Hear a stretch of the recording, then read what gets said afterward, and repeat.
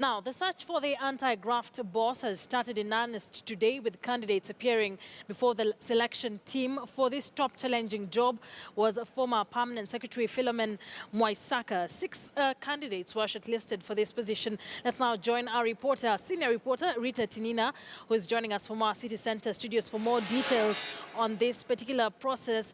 Good afternoon, Rita. The process kick-started today. How would you describe it?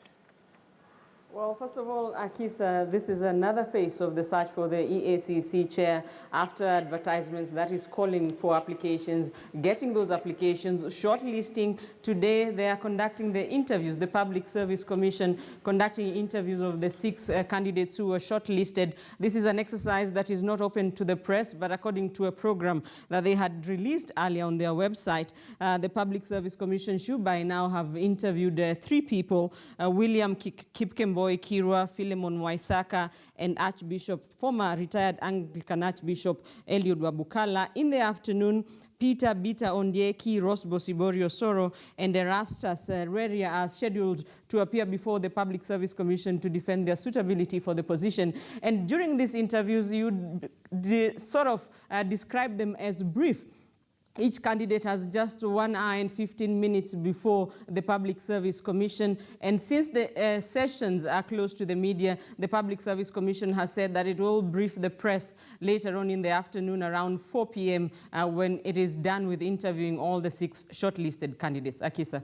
Now, Rita, we have seen positions like this when interviews are being held. They are usually held in public. Most of them are usually live.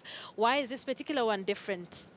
Well, the Public Service Commission has not given any reason for that. Actually, most media houses sent their representatives, sent their journalists there, hoping to cover the interviews, but they were turned away, told that the interviews will not be open to the press. In their website, they had indicated that any members of the public who had any submissions to make on the candidates, the 6 candidates, they were allowed to present those submissions before the interviews began. That is before today. We are not quite sure yet how many people or what kind of submissions were given by members of the public.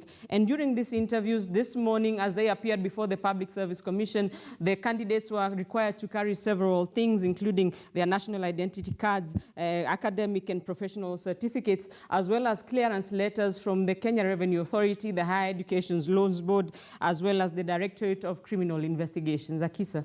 Rita, thank you very much for that. That's our senior reporter, Rita Tinina, joining us from our City Centre studios. And as she says, the interviews were not made public, but we are expecting a press briefing from the selection team later on in the day. And here is where we will bring it to you live and give you more details about what exactly was said. But even